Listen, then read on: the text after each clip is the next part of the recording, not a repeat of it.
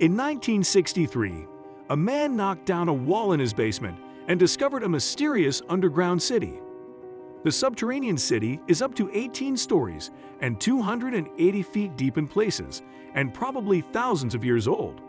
The Derinkuyu Underground City is the largest of its kind. It could house 20,000 people. We live cheek by jowl with undiscovered worlds. Sometimes the barriers that separate us are thick, sometimes they're thin, and sometimes they're breached. That's when a wardrobe turns into a portal to Narnia, a rabbit hole leads to Wonderland, and a Rocco Welch poster is all that separates a prison cell from the tunnel to freedom. Those are all fictional examples, but in 1963, that barrier was breached for real. Taking a sledgehammer to a wall in his basement, a man in the Turkish town of Derinkuyu got more home improvement than he bargained for. Behind the wall, he found a tunnel. And that led to more tunnels, eventually connecting a multitude of halls and chambers. It was a huge underground complex, abandoned by its inhabitants and undiscovered until that fateful swing of the hammer.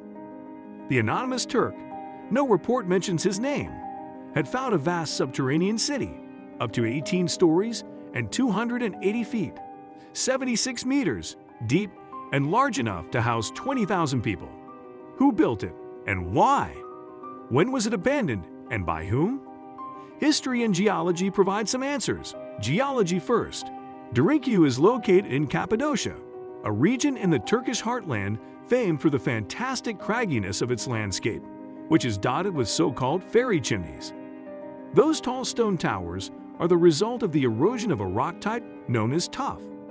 Created out of volcanic ash and covering much of the region, that stone, despite its name, is not so tough. Taking a cue from the wind and rain, the locals for millennia have dug their own holes in the soft stone for underground dwellings, storage rooms, temples, and refuges. Cappadocia numbers hundreds of subterranean dwellings, with about 40 consisting of at least 2 levels. None is as large, or by now as famous, as Derinkuyu. The historical record has little definitive to say about Derinkuyu's origins. Some archaeologists speculate that the oldest part of the complex could have been dug about 2000 BC by the Hittites, the people who dominated the region at that time, or else the Phrygians, around 700 BC. Others claim that local Christians built the city in the 1st centuries AD. Whoever they were, they had great skill. The soft rock makes tunneling relatively easy, but cave-ins are a big risk. Hence, there is a need for large support pillars. None of the floors at Derinkuyu have ever collapsed. 2 things about the underground complex are more certain. First, the main purpose of the monumental effort must have been to hide from enemy armies. Hence, for example, the rolling stones used to close the city from the inside. Second, the final additions and alterations to the complex, which bear a distinctly Christian imprint, date from the 6th to the 10th century AD. When shut off from the world above, the city was ventilated by a total of more than 15,000 shafts, most about 10 centimeters wide, and reaching down into the 1st and 2nd levels of the city. This ensured sufficient ventilation down to the 8th level. The upper levels were used as living and sleeping quarters, which makes sense, as they were the best ventilated ones. The lower levels were mainly used for storage, but they'd also contained a dungeon.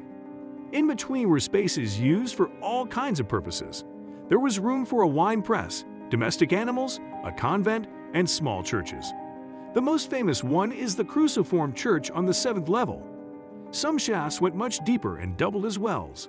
Even as the underground city lay undiscovered, the local Turkish population of Derinkuyu used these to get their water. Not knowing the hidden world, their buckets passed through. Incidentally, Derinkuyu is Turkish for deep well. Another theory says the underground city served as a temperate refuge for the region's extreme seasons. Cappadocian winters can get very cold, the summers extremely hot. Below ground, the ambient temperature is constant and moderate. As a bonus, it is easier to store and keep harvest yields away from moisture and thieves. Whatever the relevance of its other functions, the underground city was much in use as a refuge for the local population during the wars between the Byzantines and the Arabs, which lasted from the late 8th to the late 12th centuries. During the Mongol raids in the 14th century, and after the region was conquered by the Ottoman Turks. A visiting Cambridge linguist visiting the area in the early 20th century attests that the local Greek population still reflexively sought shelter in the underground city when news of massacres elsewhere reached them. Following the Greco-Turkish War, 1919-22, the two countries agreed to exchange minorities in 1923 in order to ethnically homogenize their populations.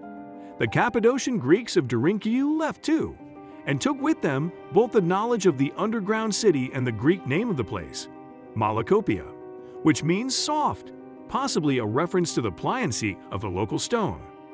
Derinkuyu is now one of Cappadocia's biggest tourist attractions, so it no longer counts as an undiscovered world. But perhaps there's one on the other side of your basement wall. Now, where did you put that sledgehammer? Thanks for watching. If you liked the video, please hit the like button. If you want to see more videos, hit the subscribe button, and if you have something to say, please leave a comment.